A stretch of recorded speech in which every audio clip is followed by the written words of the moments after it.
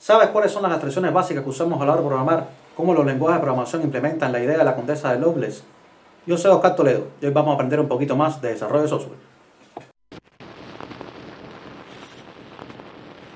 Vamos a ponernos un poquito manos a la obra y antes de empezar a hacer nuestro primer código, vamos primero a entender cómo funciona esto del sistema binario. Para eso voy a utilizar un Excel y vamos a empezar utilizando el sistema decimal. Y digamos que tenemos cualquier número, un número aleatorio, vamos a poner un número aleatorio de 5 cifras en, en decimal, digamos que tengamos este número, y cualquier número en sistema decimal se puede descomponer en potencia de 10.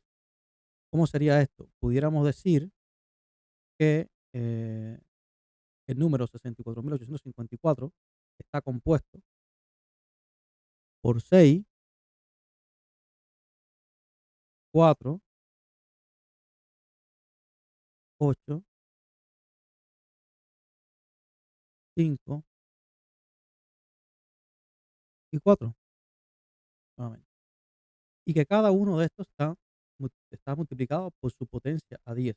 Digamos, por ejemplo, para las unidades diremos que esto sería 10 a la 0. ¿Ok? Aquí me faltó convertir esto en una función. Este sería 10 a la 2 a la 1, sorry, nuevamente.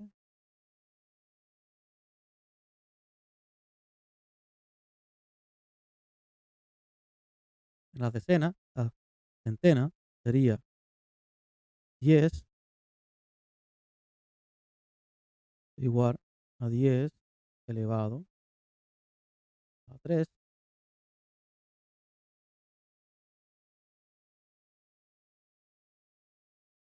y a la 2, que serían las decenas. Y quitamos esto y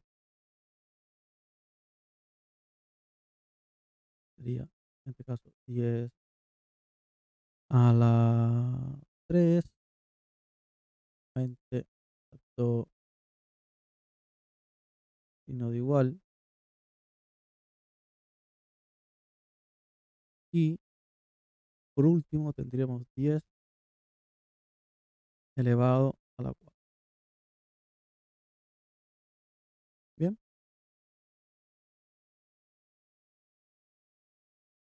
entonces para obtener el número 64.854, ¿qué haríamos? Nosotros empezamos con decir que esto es igual a 4 por su potencia más 5 por su potencia más el 8 por la potencia correspondiente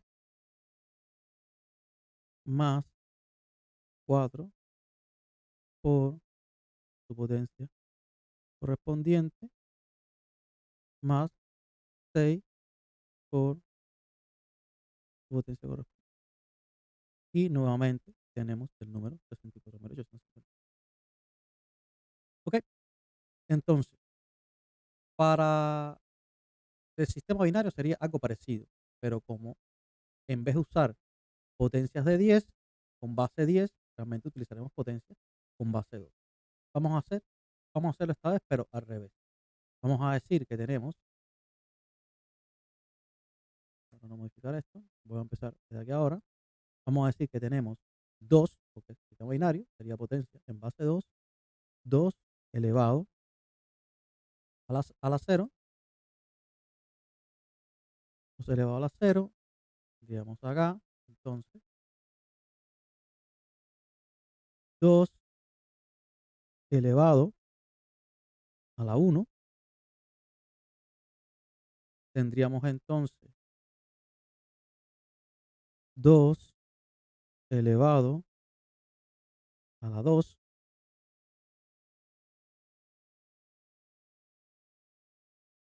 elevado a la 2. Tendríamos 2 elevado a la 3, usando los mismos valores, 3, 3, exactamente. Y por último, podríamos decir que tendríamos 2 elevado a la 4.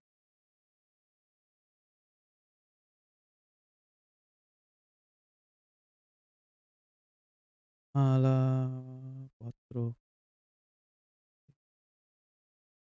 Perfecto. Entonces, digamos que queremos representar el número 5, por ejemplo. Queremos representar el número 5.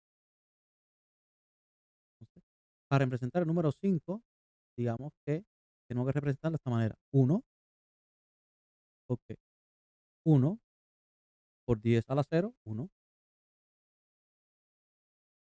2.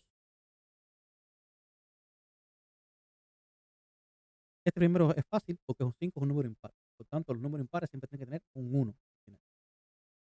Y lo otro que nos queda para 1 más 4 sería 5. Entonces podríamos coger y decir que esto es 1.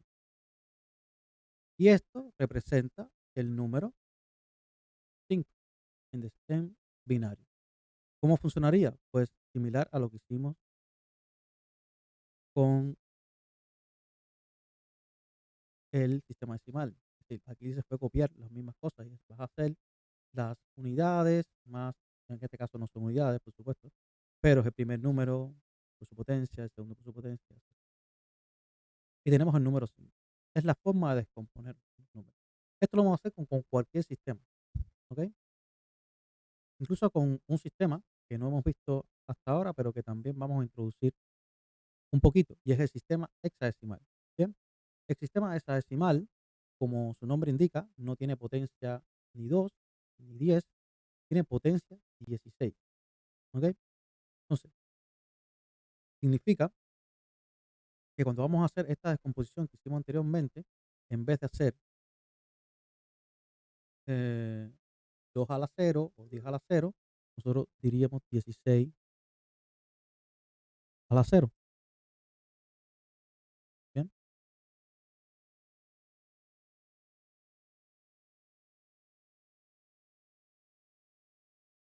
y diríamos, por ejemplo, 16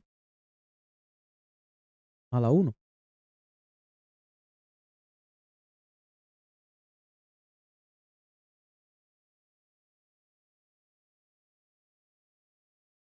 Y luego diríamos 16 a la 2.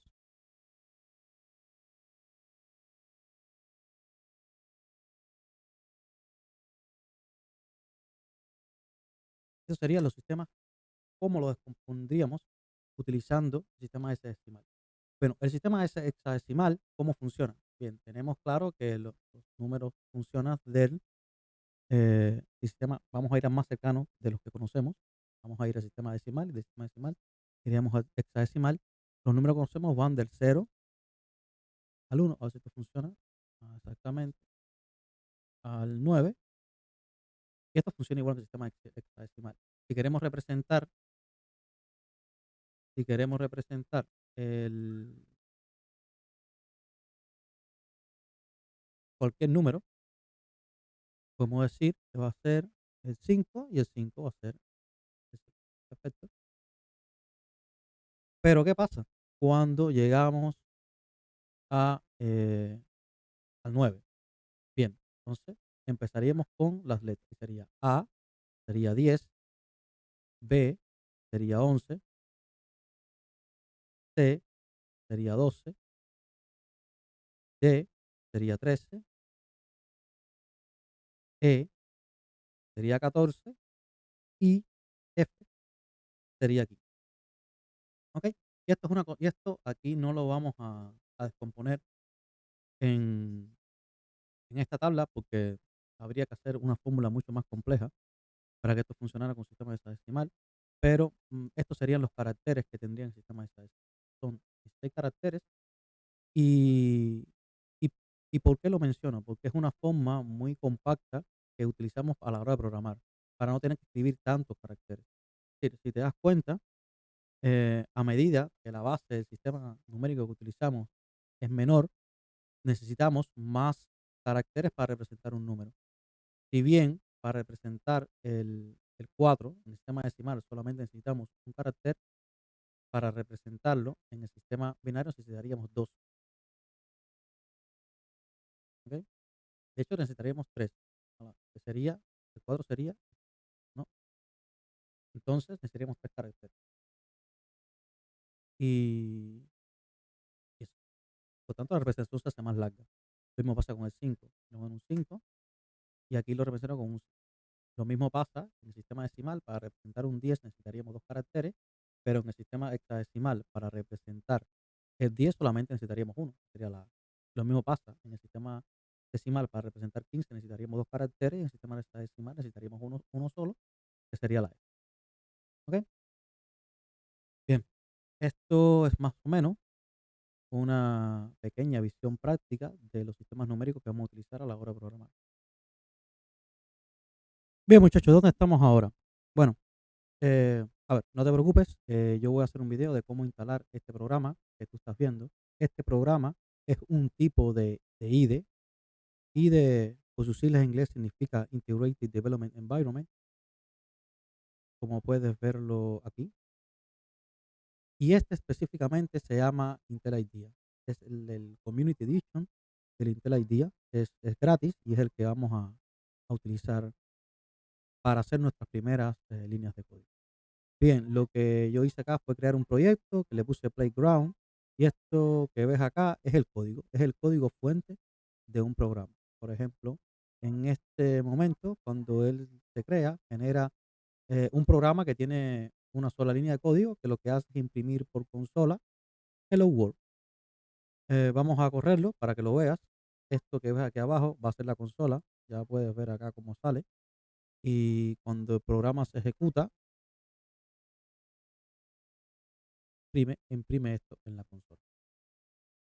Bien, esto es un programa muy simple, que no tiene ninguna interfaz gráfica. Todo lo vamos a imprimir por la consola, es decir, todo va a ser texto. Y lo primero que vamos a hacer es explicar más o menos qué estamos viendo. Bien, no voy a ir muy en profundidad porque vamos a ir ganando en conocimiento poco a poco. Pero estas palabras que tú ves que están en rojo es lo que nosotros conocemos como palabras reservadas. Son palabras que en lenguaje de programación, que en este caso el que estamos usando es Java. Java es un lenguaje de alto nivel, de tipado fuerte. Son palabras que el lenguaje de programación utiliza para sí. Es decir, que no son palabras que nosotros no podemos utilizar como nosotros deseamos, sino son palabras que tenemos que utilizarlas específicamente como el lenguaje de programación nos permite. Bien, no voy a ir muy en detalle de qué es lo que estamos viendo, simplemente voy a decir que aquí adentro, dentro de estas dos llaves, es donde vamos a poner el código de nuestro programa. ¿Ok? Vamos a empezar a ver cómo realmente los lenguajes de programación utilizan eso que ya vimos en la teoría. Como vimos anteriormente, uno de los hitos más importantes para el desarrollo de software como lo conocemos actualmente es que con esos números que nosotros representamos, ese lenguaje binario, no solamente podemos representar números, sino que podemos representar muchos otros conceptos.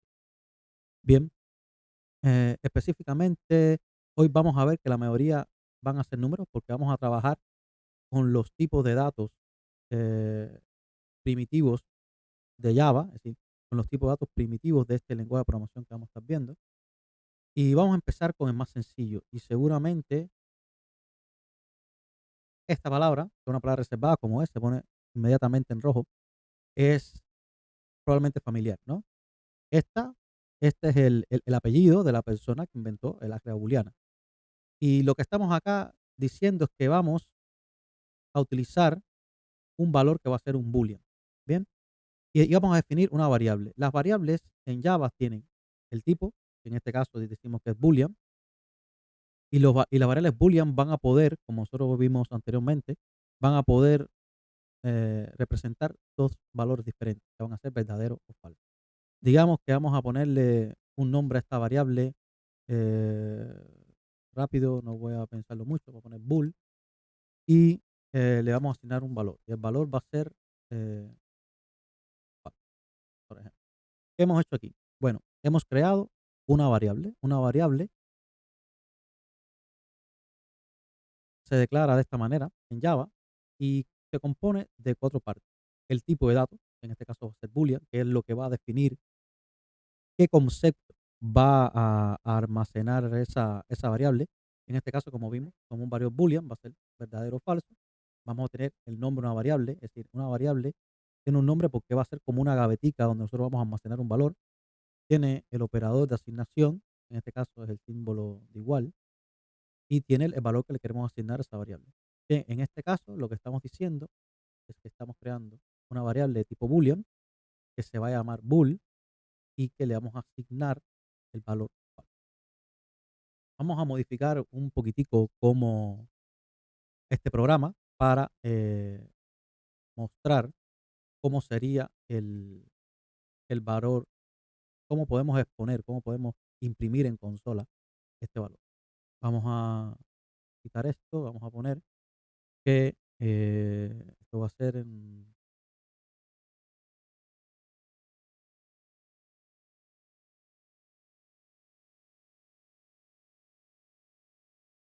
el value.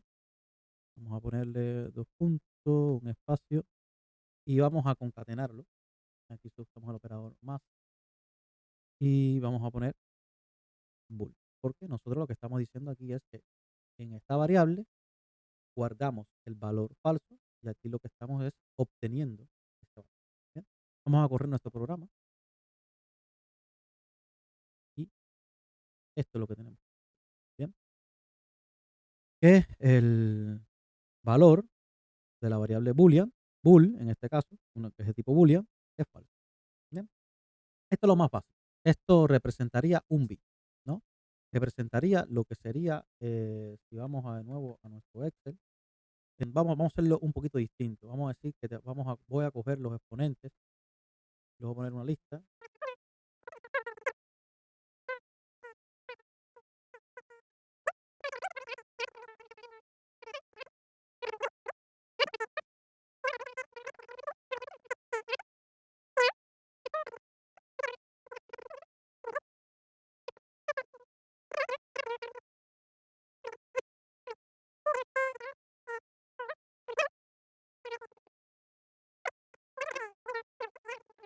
Entonces ya tenemos los exponentes, la base, y esto van a ser cada uno de, de, de- de las bases con ¿Ok?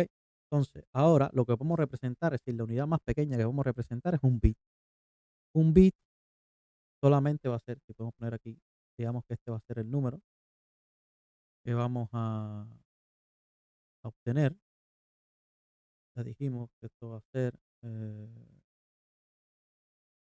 parecido a lo que hicimos acá. Entonces, nada, vamos a poner los valores 1, 0. Y estos valores 1, 0 lo estamos correspondiendo con el valor verdadero o falso.